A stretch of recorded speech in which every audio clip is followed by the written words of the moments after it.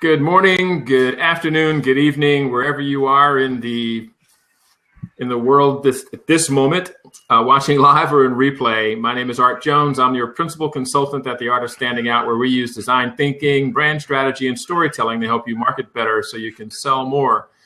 And today, my co-host is Andrew Frazier, who's going to be talking to us about running your business like a pro and what really goes into that. What I really think is to Andrew's credit is that today he's at a client site, and that noise you hear in the background is a daycare center. So he has an array of clients that come from all walks of life that he's helping accomplish more. And so when you hear that background noise, those little voices are the customers of his client. So Andrew, tell us more about yourself before we start the presentation. Good afternoon, everyone. Thanks again, Art, for having me on to have a great conversation about being more successful in business and really how to run your business like a professional. As Art mentioned, my name is Andrew Frazier. I'm president and COO of A&J Management, and what we do is work with organizations on their strategic planning, their strategic management, and financial management, and help them to more successfully take advantage of professional strategies to move their organizations forward. Absolutely, it's good stuff. And I thought that this was an important conversation because, there's so many founders and solopreneurs and businesses here. And we talk an awful lot about social media. We talk an awful lot about authenticity. We talk a lot about, brand strategy, but we don't often talk about the business of business. And so that's why I thought it was important to have this conversation with Andrew, so he can tell us about the work that he's done in the past that positions him to be the financial services consultant and leader that he is today. So tell us a little bit about your background, Andrew, before we talk about the process that you help businesses with. Okay, great, Art. One of the big things is my background's pretty unique because I have experience in many different areas in disciplines and types of companies and sizes of organizations. From going to MIT and studying mechanical engineering to develop my analytical skills, business school at New York University, and achieving the CFA or Chartered Financial Analyst, which is basically like a CPA for investment managers. And then in between that, having great work experience with the New York Life Insurance Company as an executive, working finance, investments, and running in different areas, as well as working for the Executive Leadership Council, which was great because I worked with a lot of leaders and really helped to, build their skills and set training for them, as well as it was a great experience for me and a great learning and growing experience. And then as an entrepreneur, had about 4 or 5 businesses in different areas. I think that brings a lot to the table because a lot of people working for businesses, having seen a breadth of different ideas, different ways organizations are run, and being able to bring that and synthesize that into the right solution for my clients makes me able to do a lot more, and especially having a good understanding of the complete business cycle. So understanding finance extremely well, understanding marketing, how to market, understanding operations, and understanding sales.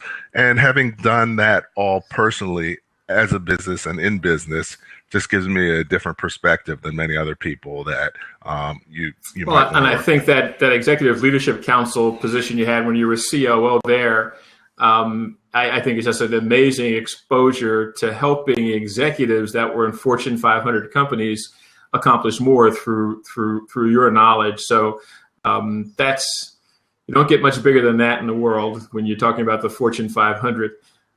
So you come with great exposure to leaders and a great resume of experience. So, in the interest of time, because we committed to only spend about 40 minutes on air, on this blab to give succinct bites of valuable information to the audience listening live and on replay.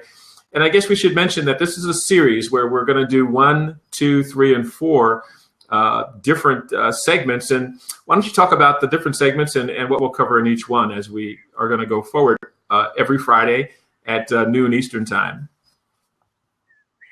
Okay, great. What we're going to be talking about is pretty diverse and has important pieces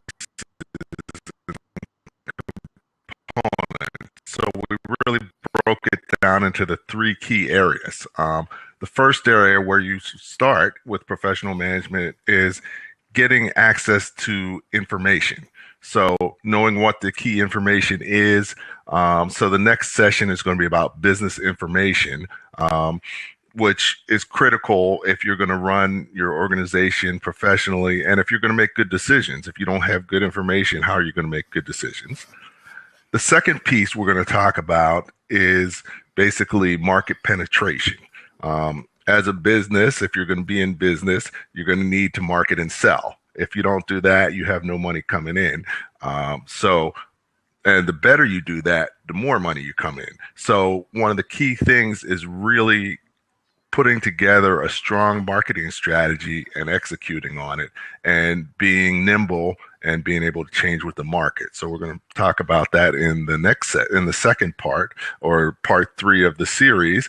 And then finally, we're going to follow it up in the last part with basically it's more of an implementation focus, and we're going to be moving it to where pretty much we're going to move it to where you're basically integrating all areas of your business together so that everything moves in line. So your finance, your marketing, your operations, they move together in an optimized way so that you get the best results possible. And so that you're understanding how decisions in marketing are going to impact your finances as well as your operations is key.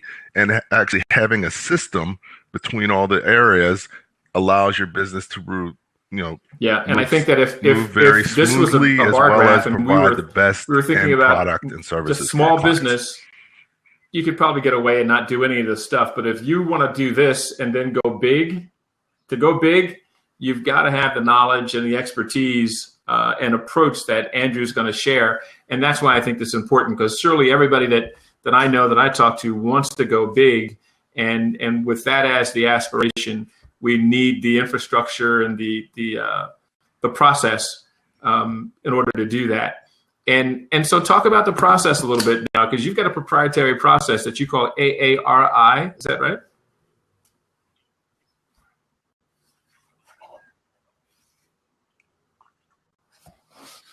Yes, that's correct.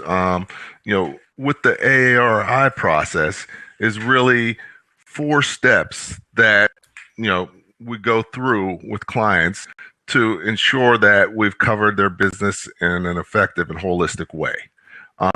As with anything, you can't know where you're going or figure out how to provide solutions if you don't know where you are.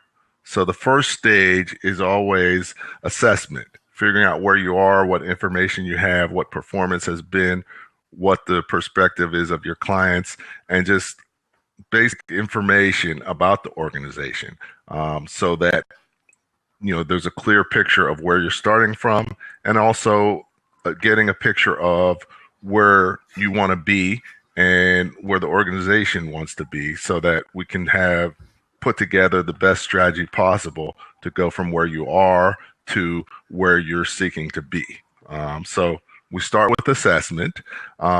Based on the information found out in the assessment, then we're going to move to analysis. We're going to analyze the information, look at the data from the assessment, as well as map that versus the external analysis, external environment, so that, how do you match up and how do your strengths match up and how does what you're doing fit within the market in terms of competition, in terms of demand, in terms of, as in terms of your demographics, who you're going to or your target market. From there, once you've got the information, you've done an analysis based on it, coming back with recommendations on strategies to implement to move your business forward in the best way possible. So, it's very analytical process, going from information to analysis and then recommendations. And then based on the recommendations, we focus on which are the key recommendations that we want to start initially on the implementation phase. So taking that to implementation, and in the implementation phase, also, it's key to, it's an iterative process. So throughout the implementation phase, you're going to be getting back feedback and information about how the strategies are working, how your business is running, and be able to have the information in real time with real quantitative information. You were slowing down. I guess the internet connection, either on my end or your end, you were kind of in the matrix there for a minute. And I think you're frozen right now on my end. Can anybody else see Andrew move? Andrew, maybe you want to refresh Andrew, and then you'll pop back into the seat.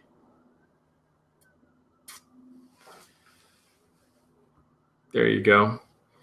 Yep. So assessment, analysis, recommendations, and implementation. These are things we often talk about when it relates to social media, as if social media was the engine that's driving our business. But finance really should be the engine that's driving our business, because after all, we're in business to make money. So that's why Andrew, I think, in the kind of processes that he talks about are central to the success of all of our businesses. Because a lot of people treat social media as if it was a strategy. I think social media is a tool, and we use the tools to generate revenue. And this process, the AARI process, is all about managing revenue into and out of your business, and out of your business and into your bank account.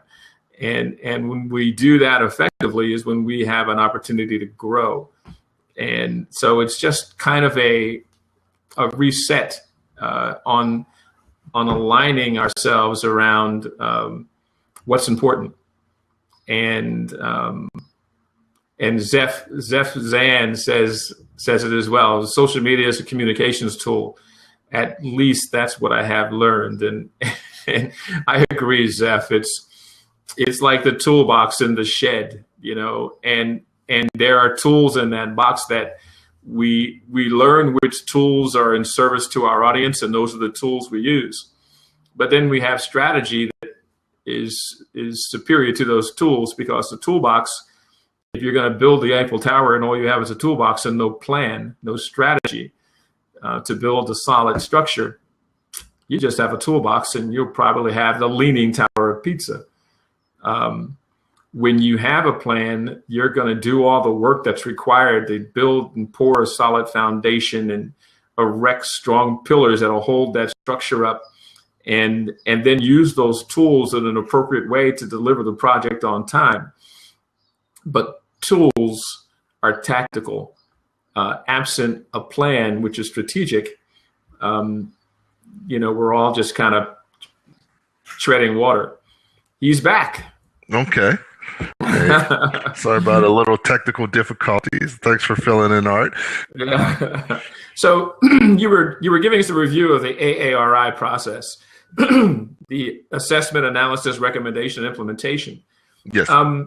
Is this a process that you do once and forget about it? Is it a process that it takes 6 months to do and you move on? Or is it an ongoing process that you are treating as it's dynamic and you're always watching the dials, if you will? It's definitely an ongoing process. It's iterative in that each step you're going to learn things that you are going to want to go back and analyze, look at the information, and come up with additional strategies to make adjustments to position your business in the most effective way to be successful. Okay.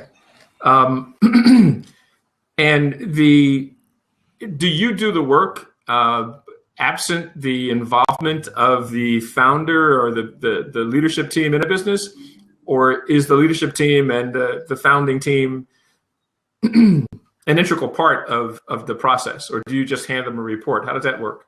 Actually, I work very close with my clients because a big piece of it is an education process and helping them understand how their business works a little bit better. One of the keys is putting together the key indicators and the key drivers of their business and things that they need to be on top of and watching closely. And what we do with that is put together just a small dashboard so they can always be on top of the key factors. And then we also set up a feedback mechanism so they get this key information on close to a real-time basis. So they have the information to make decisions whenever needed. That's good stuff. So the notion of key performance indicator, right? KPI, and knowing what they are and then constantly paying attention to them is what the education process that you bring people around to doing. Because I would say that there are a lot of people that okay, I miss it. You're frozen again, Andrew. Okay, I can hear you now. Yeah. We've got to get you a faster internet connection. Yes, I do. So KPI is the business term for key performance indicator. You work closely with founders and leadership teams to help them appreciate what their key performance indicators are relative to finance, and how to funnel data to a dashboard that they can watch what's going on in their business from an operational perspective, and in so doing, help them manage their money better. Is that a fair summary of what you do, or would you say it a different way? Yes, definitely the KPIs, pulling key information, not just from a financial perspective, but also looking at your sales, your effective market, your marketing effectiveness, and also how your operations are running and keeping up with, whatever demand is, and managing, looking at your inventory and all the key pieces that are integral to your business working overall. Is there a proprietary dashboard do you use? Do you use third-party products to get visibility into this mission-critical data, or how do you keep an eye on these things? There's a few different ways we do it. Each organization, we work to create a custom dashboard for them. Depending on the information they have and the resources and sources of that information, that's going to drive significantly, the way the dashboard comes out. Some organizations have integrated technology, so all the information is easy to put up on, to take real time on a computer screen. Sometimes, you have to start where you are, and you might have to create a spreadsheet or a database that, is updated, and based on the updates, you're getting your dashboard, because it's basically an ongoing process. I sort of think of it as 3 stages to entrepreneurship. Initially you're working in your business, so you're real close to what you're doing. The information because you are real close to it, but you don't have a lot of systems for reporting the information. As you develop, as an entrepreneur, hopefully you're going to be working on your business. So then when you're working on your business, you're transitioning, you still may not have the systems and be tracking the right information. So you take steps to make improvements. And then finally, once you are basically, you're working on your business and you get that successfully, then you're working on the future of your business. You have everything in, it's running smooth on its own. You're keeping track of what's going on, but you're really focused on, where are we going to go with the future and how do we map that out in a way that we can optimize our capacity, capabilities, and resources. And I think, I get the notion of in your business, on your business, but could you give us an example what it looks like when you're working in your business versus when you're working on your business? Okay, so working in your business, basically you can't go on vacation for a week without closing your business or being very worried about how your business is doing. Then you're working in the business. You're a key integral part of your business. And, one of the, it's great because a lot of people like, really doing the work that their business does. But as a business owner, you have to be a leader, and, being mixed into doing the work and being responsible for the work makes it difficult for you to manage and lead. When I was in the Navy as a naval officer, one of the things, one of the keys that is as far as leadership strategies is you can't manage and do. So if you're the person that's supposed to do the work, you can't manage the work. So going from the person doing the work to the person managing the work, and improving upon the work and the systems. So that's basically going from in the business to on the business.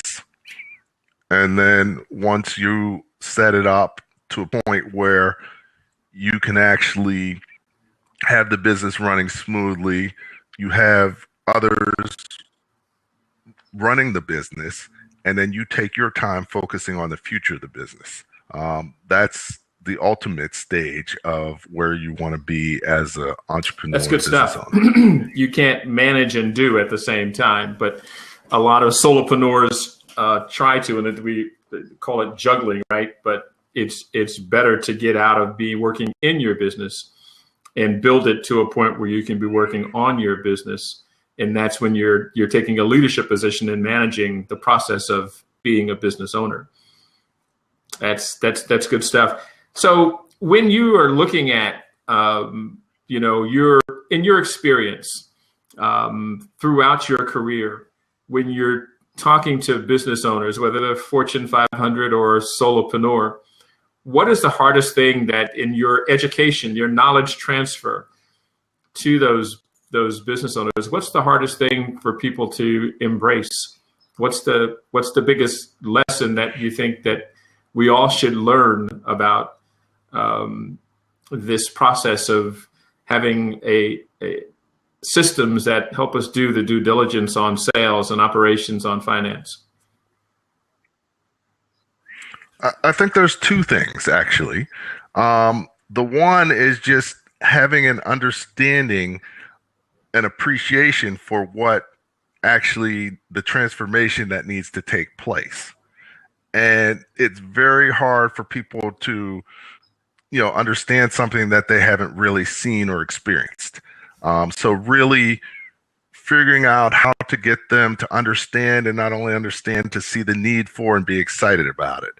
And one of the best way I found to do that is actually share with my client the book, The E-Myth, by Michael Gerber, who's worked with businesses for 30 years and has a great story about a business transforming from where it was working in the business to working on the business, and what that means, and why most people are working in the business and like to work in the business, but how they can actually enjoy more and be more successful by working on their business. Basically, everyone I've worked with who's read that, once they read it, have an appreciation and see a vision of where they want to be, how they want to work in the future, and how they want their business to be. So, that's the number one thing. What we're doing is very quantitative. So a lot of people have a fear of numbers, and I try to simplify that and do a little bit of education on just what the key numbers are and the key information. And it's a lot easier than they would think. But going in, if you don't allay that fear and explain exactly what it is, it's hard for people to really be able to. You froze again. You're frozen. I think you might have to refresh, because we already know that your internet connection in that office is a little sketchy. So if you refresh, maybe you'll get a better hook on it, and and you'll be back with us. So, I think this is an important subject.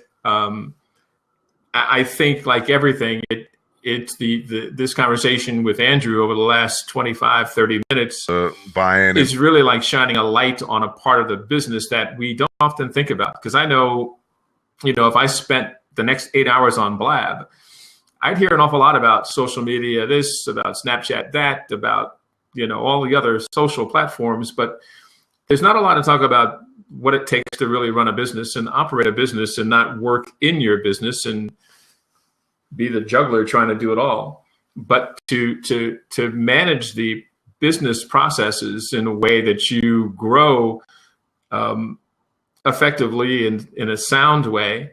So you're eventually working on your business and you become the leader of not just your business, but the internal resources and internal customers, your employees, and leading them, but also making space for you to work on your business so you can lead the communities of people that you're in service to, which is really what this is all about. Because when you are a founder and you found something broken in the world and you decide to go out and fix it, it is about having a good sales organization, about operationally having visibility into all the metrics and key performance indicators that you should be measuring, not so you can just make money. Of course, that's one of the good reasons. But if you're operationally working well and your machinery is humming along, that's when you make space for you to become the leader of your internal customer, your employees, and your partners and alliances. But most importantly, for the people that you serve, because you're the leader of that tribe, if you will. And when you're bogged down in pulling your hair out about finances or about what am I going to do about sales this next quarter with this new product launch, and you don't have the background to know what to pay attention to that Andrew has, then we need people like Andrew to help us get that perspective. Because, I would guess that, a lot of people think that they should be managing, when they have a Facebook campaign, how many likes they get, right? And how much conversion do they get? But business is bigger than that. You're using the Facebook dashboard. If your business is highly invested in Facebook, then going big it is a challenge. If all of your customers are in Facebook, then you're using Facebook as your ideal prospect. But when you know who your ideal prospects are, it's very likely some of them might not even be on social media. So maybe producing the occasional email that goes out to reach those ideal prospects where they are makes as much sense as having a compelling Facebook funnel. Likes don't pay the bills. Whoa, that's so true, isn't it? It's all about conversion, and I think the reason I'm excited about this 4-part series that Andrew is going to share with us is because it's not the other side of the coin. I think as leaders, we have to accept the responsibility to lead. And if we were in a Fortune 100 company, we'd be watching the numbers. We'd be fine tuning our organization like a violin to make it play the best notes on a consistent and regular basis. And that's across the board. And it acknowledges that there are many, many, many different parts of an organization. Even when you're a solopreneur, there's still many different instruments that we have to be able to play well. And having visibility into the key performance indicators that say, that one's doing pretty good over there. It's spot on. It's that KPI, the key performance indicator, says that one's doing good. These three are doing okay. I can do better. This one, we've got to do some work on this one. We've got to bring that number up. But without that visibility, without that thought process, without that dashboard, we're throwing stuff up against the wall and hoping something sticks. It's the old, when I was in sales, it was the old grizzled sales executive that would gather everybody around and say, look, you guys didn't do so great the last quarter. It was like everybody was making pasta in a big bowl and you were throwing that wet noodle against the wall and hoping something stuck. That's not the way we make progress. We have to have more process. We have to be more thoughtful in this next quarter to succeed as a business. And I think, Andrew, and I'll paraphrase what he's saying, I think is saying, you can't use the wet noodle strategy. You can't think that there's a bunch of stuff that you want to do and throw it up against the wall and hope it sticks. You have to have a process for knowing what to measure first and then measuring it on a consistent and regular basis. And when we do that, we will all accomplish more. And with the intention to, if there was a chronology, a life cycle of a founder, first we work in our business, and it's like we wear it like a jacket. It's on us. It's like a backpack. We carry it because without us, it's not going to go anywhere. But we do the work to build the systems, to build the reporting processes. So eventually we're working on our business and we've risen above it and our business is here. And now we've risen above it so we can lead that business and reach our ideal prospects and lead the community of people, that tribe that we bring value to. And then when we've done that, it's kind of like a rocket, from SpaceX or NASA, that it's those big engines put so much thrust that the rocket rises and it goes up and it begins to break the gravitational pull. Here, I've got a rocket right here. And as it's on the launch pad, those rockets start to thrust and it struggles to break free. And that's when you're working on the business.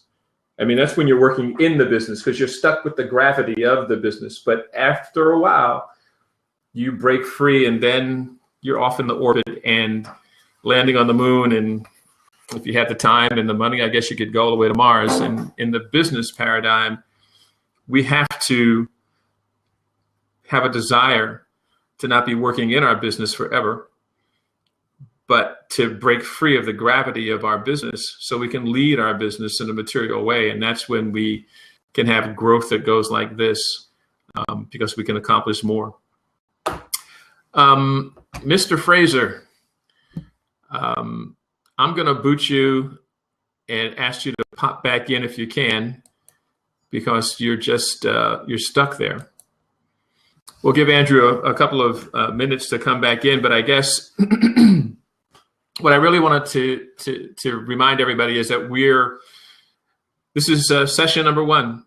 There are 3 more events that we'll talk about the process of assessment and analysis and making recommendations and what an implementation plan looks like. And voila, he's back. Hey, sorry about that. I'm having a little technical difficulties, but I could hear you. Oh, and good. you were doing a great job. It comes from hanging around with smart people. I guess that's really what that is. I credit you with any good job that I may have done. So why don't we wind down, and as we wind down, I'm just looking at a comment that Dave from Down Under put in there. So I've owned 3 businesses. 2 of them I worked in the business. My current one, I'm working on the business, and it's going well as I step into my 7th year. Congratulations, Dave. And I think working on the business is much more fun because you're not weighed down by the business, because that's what happens when you're working in it. We all have to work in it, but with the intention to begin one day working on it, and that happens fastest and with most efficacy. Yeah, no, definitely the key. Go ahead, Andrew, please. Oh. I was going to give Andrew the floor, and he booted himself, I think. Well, look, we're at about 40 minutes, and that's what I committed to this time. Thanks, everyone, for sticking with us here live. This is an important subject. Hopefully, you'll tune in again next Friday and 2 Fridays after that, because this is a 4-part series where today's kind of the overview, but we will begin drilling down into the process, making space at the end of the session to answer questions for those founders and solopreneurs and businesses that have owners that are still working in the business that want to begin working on the business.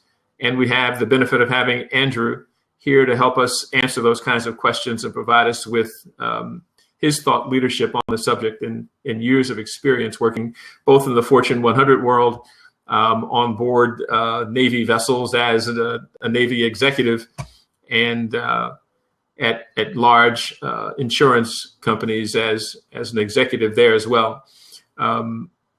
We got an executive to lead us, so we should take advantage of that. Thanks for everybody listening on replay. Tune in next Friday at noon and every Friday after that for the next 3 Fridays to continue this conversation. And until then, this is Art Jones, the principal consultant at The Art of Standing Out, where we use brand strategy, storytelling, and design thinking to help you market better so you can sell more. Thanks for tuning in, everybody. Until next time, bye.